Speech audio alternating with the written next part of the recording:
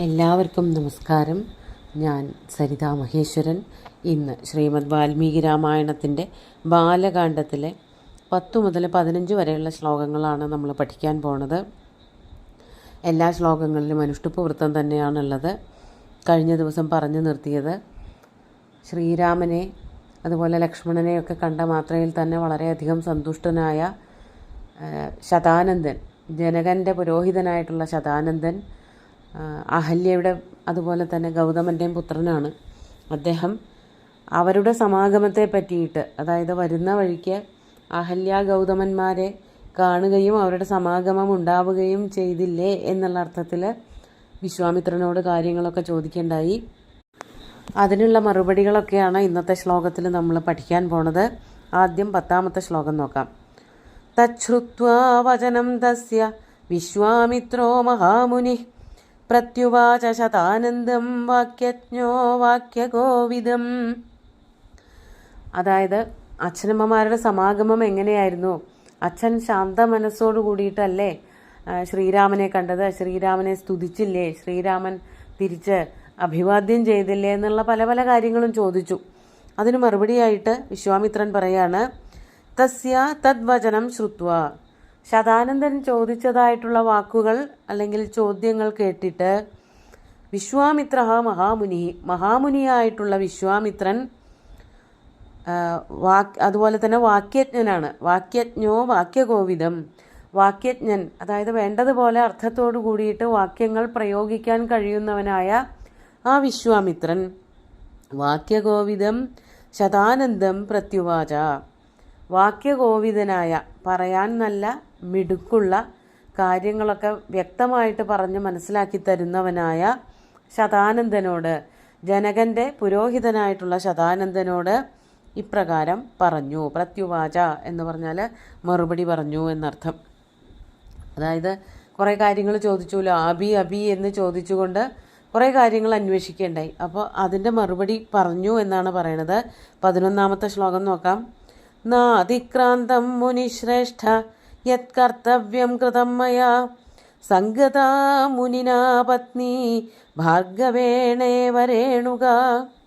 അല്ലയോ മുനിശ്രേഷ്ഠ, യത് കർത്തവ്യം തത് ന അതിക്രാന്തം മയാ കൃതം. ഏതൊരു കാര്യമാണോ ഞാൻ ചെയ്യേണ്ടിയിരുന്നത് അത് ഞാൻ വഴി പോലെ ചെയ്തു. അതിനെ അതിക്രമിച്ചു പോരല്ല ഉണ്ടായത്. വേണ്ടതുപോലെ എന്നെക്കൊണ്ട് ഭംഗിയാക്കി ചെയ്യാൻ പറ്റണതുപോലെയൊക്കെ ഞാൻ ചെയ്തിട്ടുണ്ട്. അതാണ് നാതിക്രാന്തം മുനിശ്രേഷ്ഠ യത് കർത്തവ്യം കൃതം മയാ. യത് കർത്തവ്യം മയാ കൃതം. ഞാൻ ഏതൊരു പ്രവൃത്തിയാണ് ചെയ്തത് അല്ലെങ്കിൽ ചെയ്യേണ്ടിയിരുന്നത്, തത് ന അതിക്രാന്തം, അത് തോന്നിയ പോലെ അല്ലെങ്കിൽ വഴിവിട്ട രീതിയിലൊന്നും ആയിരുന്നില്ല. അത് വേണ്ടതുപോലെ ഞാൻ വഴി പോലെ ചെയ്തു തീർത്തിട്ടുണ്ട്. അപ്പോൾ എന്താണ്, ആ വേണ്ട പോലെ പ്രവൃത്തി ചെയ്തപ്പോൾ അതിന് ഫലം ഉണ്ടാവുകയും ചെയ്തു. അതെന്തായിരുന്നു? ഭാർഗവേണ രേണുക ഇവ മുനിനാ പത്നി സംഗത. ഭാർഗവനും രേണുകയും സംഗമിച്ചതുപോലെ ആ മുനിയും, അതായത് ഗൗതമനും അഹല്യയും സമാഗമിക്കുകയും ചെയ്തു. അവരുടെ സമാഗമം ഉണ്ടാവുകയും ചെയ്തു എന്നാണ് പറയണത്. അതായത് ഒരിക്കൽ രേണുകയ്ക്ക് ഒരു മരണം സംഭവിച്ചു.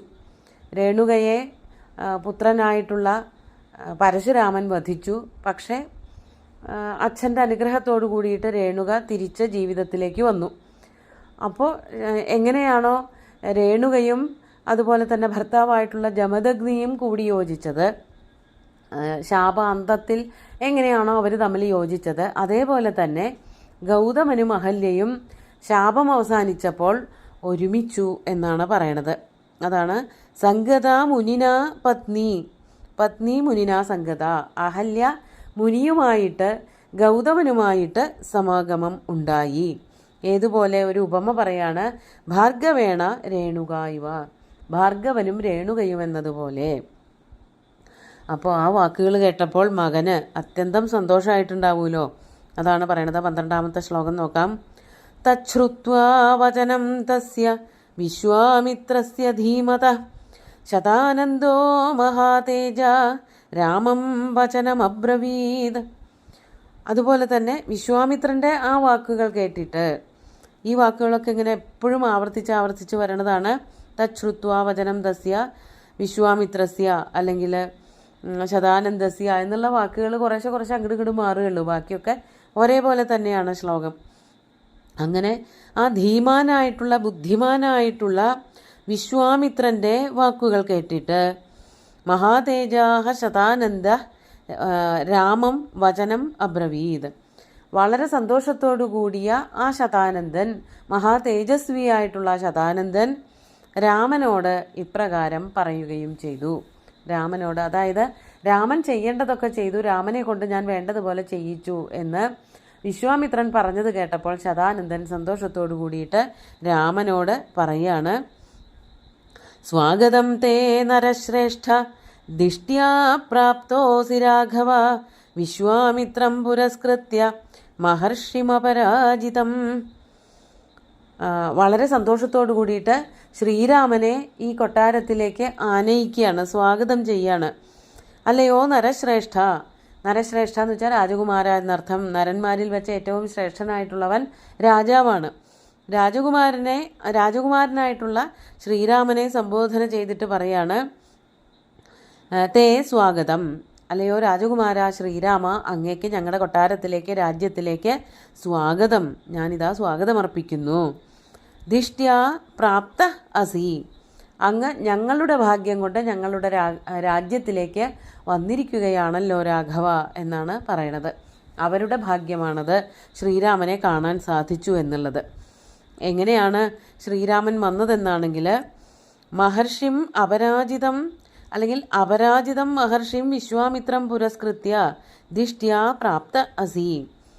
ആരാലും തോൽപ്പിക്കപ്പെടാത്തവനായ, ഒരാളുടെ മുമ്പിലും തോറ്റുകൊടുക്കാത്തവനായ അപരാജിതനായിട്ടുള്ള വിശ്വാമിത്ര മഹർഷിയെയും കൂട്ടി ഇങ്ങോട്ട് വന്നത് വളരെ നന്നായി. വിശ്വാമിത്രനാണ് ഇതിനൊക്കെ കാരണക്കാരനായത്. ഇവിടേക്ക് കൊണ്ടുവരുന്നതിലൊക്കെ കാരണമായിട്ട് നിന്നത് വിശ്വാമിത്രനാണല്ലോ. ആ വിശ്വാമിത്രനെയും കൂട്ടിയിട്ട് ഇവിടെ വന്നത് വളരെ നന്നായി എന്ന് ശ്രീരാമനോട് ശതാനന്ദൻ പറയാണ്. മാത്രമല്ല, അചിന്ത്യകർമ്മ തപസാ ബ്രഹ്മർഷിരമിതപ്രഭ വിശ്വാമിത്രോ മഹാതേജ വേദ്മ്യേനം പരമാം ഗതിം. വിശ്വാമിത്രനെ പറ്റിയിട്ടാണ് ഈ 14ാമത്തെ ശ്ലോകത്തിൽ പറയുന്നത്. നിസ്സാരക്കാരനായിട്ടുള്ള, സാധാരണക്കാരനായിട്ടുള്ള എല്ലാത്തിലും കാണാൻ പറ്റുന്ന ഒരു ഋഷി വര്യനൊന്നുമല്ല, അതിനേക്കാളൊക്കെ എത്രയോ മീതെ, എത്രയോ കഴിവുറ്റവനാണ് ഈ വിശ്വാമിത്രൻ. അതാണ് അചിന്ത്യകർമ്മ, അചിന്ത്യങ്ങളായിട്ടുള്ള കർമ്മങ്ങൾ ചെയ്യുന്നവൻ. അതായത് നമ്മളൊക്കെ ചിന്തിക്കുന്നതിന് മുമ്പേ തന്നെ കർമ്മങ്ങൾ ചെയ്തിട്ടുണ്ടാവും. എന്താണ് വേണ്ടത്, എപ്പോഴാണ് ചെയ്യേണ്ടത് എന്നുള്ളതൊക്കെ ഏറ്റവും കൃത്യമായിട്ട് അറിഞ്ഞു ചെയ്യുന്നവനാണ് വിശ്വാമിത്രൻ. അതുകൊണ്ടാണ് അചിന്ത്യകർമ്മ. അതെങ്ങനെയാണ് അദ്ദേഹത്തിന് കൈവന്നത്? തപസ് ചെയ്തത് കൊണ്ട് വന്ന ബലം കാരണം അചിന്ത്യങ്ങളായിട്ടുള്ള, നമുക്കൊക്കെ ചിന്തിക്കാൻ പോലും പറ്റാത്തതായിട്ടുള്ള കർമ്മങ്ങൾ ചെയ്യുന്നവനാണ്. ബ്രഹ്മർഷിയാണ്, അമിത പ്രഭാവവാനാണ്, അമിതപ്രഭ, തേജസ്വിയാണ്, പ്രഭാവവാനാണ്, ബ്രഹ്മർഷിയായി തീർന്നവനാണ്. യഥാർത്ഥത്തിൽ ബ്രഹ്മർഷിയല്ല, യഥാർത്ഥത്തിൽ ഒരു ബ്രാഹ്മണനല്ല, അദ്ദേഹം ക്ഷത്രിയനായിരുന്നു. എന്നാലും തപസ് ചെയ്തിട്ട് ബ്രഹ്മ തേജസ് കയ്യേറ്റു വാങ്ങിയവനാണ്. അങ്ങനെയുള്ള മഹാതേജസ്വിയായിട്ടുള്ള വിശ്വാമിത്രനെ ഞാൻ അറിയുന്നു. ഏനം വേദ്മി, എനിക്ക് ആ വിശ്വാമിത്രനെ നല്ലവണ്ണം അറിയാം. ആരായിട്ട്? പരമാം ഗതിം വേദ്മി, ഇനി എൻ്റെ പരമമായിട്ടുള്ള ഗതിയാണ്. അതായത് അത്യുത്തമമായിട്ടുള്ള മാർഗങ്ങൾ ഉപദേശിച്ചു തരുന്ന ആളാണ്. ജീവിതത്തിൽ ഏറ്റവും ആവശ്യമായിട്ട് വരുന്ന പല പല കാര്യങ്ങളുണ്ട്, ഉപദേശങ്ങൾ. അത് മുഴുവനും കാണിച്ചു തന്ന് ഏറ്റവും ഉത്തമമായിട്ടുള്ള മാർഗം, മോക്ഷമാർഗത്തിലേക്ക് നമ്മളെ നയിക്കുന്ന ഏറ്റവും ശ്രേഷ്ഠനായിട്ടുള്ള ഗുരു കൂടിയാണ് ഈ വിശ്വാമിത്രൻ. അതുകൊണ്ട് അങ്ങ് ഏറ്റവും ഭാഗ്യം ചെയ്തവനാണെന്നാണ് അടുത്ത ശ്ലോകത്തിൽ പറയണത്. 15ാമത്തെ ശ്ലോകം കൂടി നോക്കാം. നാസ്തി ധന്യതരോ രാമ ത്വത്തോന്യോ ഭുവി കശ്ചന ഗോപ്ത കുശികപുത്രസ്തേ യേന തപ്തം മഹത്തപ. അല്ലയോ ശ്രീരാമ, അല്ലയോ രാജകുമാര, ത്വത്തഃ ധന്യതരഃ നാസ്തി ഭുവി കശ്ചന നാസ്തി. അങ്ങയേക്കാൾ ധന്യനായിട്ട്, അങ്ങയേക്കാൾ ഭാഗ്യം ചെയ്തവനായിട്ട് ലോകത്ത് വേറെ ആരും ഇല്ല തന്നെ. അതിന് കാരണം എന്താണ്? അങ്ങയുടെ ഗോപ്താവ്, അങ്ങയുടെ രക്ഷകനായിട്ട് അങ്ങേക്കിപ്പോൾ കിട്ടിയിരിക്കുന്നത് തപസ്സുകൊണ്ട് ശക്തി നേടിയവനായിട്ടുള്ള വിശ്വാമിത്രനെയാണ്. അതാണ് ഗോപ്ത കുശികപുത്രഃ തേ. തേ ഗോപ്ത, അങ്ങയുടെ ഗാർഡിയൻ, അങ്ങയുടെ സംരക്ഷണം നൽകുന്ന ആൾ, അങ്ങയ്ക്ക് സംരക്ഷണം നൽകുന്നത് ആരാണ്? വിശ്വാമിത്രനാണ്. ആ വിശ്വാമിത്രൻ തപസ് ചെയ്ത് ശക്തി ആർജിച്ചവനാണ്. അങ്ങനെയുള്ള ഒരാളുടെ കൂടെ നടക്കാൻ പറ്റുക എന്നുള്ളത് ഏറ്റവും വലിയ ഭാഗ്യം തന്നെയാണ് എന്ന് ശ്രീരാമനെ ശതാനന്ദൻ അറിയിക്കുകയാണ് ചെയ്തത്. നമുക്ക് ഇന്നത്തെ ശ്ലോകങ്ങൾ ഒന്നുകൂടി ചൊല്ലി നോക്കാം. തച്ഛ്രുത്വാ വചനം തസ്യ വിശ്വാമിത്രോ മഹാമുനി പ്രത്യുവാച ശതാനന്ദം വാക്യജ്ഞോ വാക്യഗോവിദം നാതിക്രാന്തം മുനിശ്രേഷ്ഠ യത്കർത്തവ്യം കൃതം മയാ സംഗതാ മുനിനാ പത്നി ഭാർഗവേണേവ രേണുകാ. തച്ഛ്രുത്വാ വചനം തസ്യ വിശ്വാമിത്രസ്യ ധീമത ശതാനന്ദോ മഹാതേജ രാമം വചനമബ്രവീത്. സ്വാഗതം തേ നരശ്രേഷ്ഠ ദിഷ്ട്യാ പ്രാപ്തോസി രാഘവ വിശ്വാമിത്രം പുരസ്കൃത്യ മഹർഷിമപരാജിതം അചിന്ത്യകർമാ തപസാ ബ്രഹ്മർഷിരമിതപ്രഭ വിശ്വാമിത്രോ മഹാതേജ വേദ്മ്യേനം പരമാം ഗതിം നാസ്തി ധന്യതരോ രാമ ത്വത്വന്യോ ഭുവി കശ്ചന ഗോപ്താ കുശികപുത്രസ്തേ യേന തപ്തം മഹത്തപ. ഏറ്റവും കഠിനമായിട്ടുള്ള തപസ് ചെയ്ത് അതിൻ്റെ ശക്തി മുഴുവനും ആർജിച്ചവനായ വിശ്വാമിത്രൻ്റെ കൂടെ വന്ന ശ്രീരാമനോളം ഭാഗ്യവാനായിട്ടുള്ള ഒരാൾ ഭൂമിയിലില്ല എന്ന് ശ്രീരാമനെ ഒന്നുകൂടി ഓർമ്മിപ്പിക്കുകയാണ് ശതാനന്ദൻ ചെയ്യണത്. ബാക്കി വിശ്വാമിത്രനെ പറ്റിയിട്ടുള്ള കഥകൾ തുടരുകയാണ്. അത് അടുത്ത ദിവസം നോക്കാം. സുന്ദരമായിട്ടുള്ള ശ്ലോകങ്ങൾ ഭഗവാൻ ശ്രീരാമചന്ദ്രൻ്റെ കാൽക്കൽ അർപ്പിച്ചുകൊണ്ട് ഗുരുവായൂരപ്പനെ സാഷ്ടാംഗം നമസ്കരിച്ചുകൊണ്ട് എല്ലാവർക്കും ശുഭദിനം നേർന്നു നിർത്തട്ടെ. നന്ദി.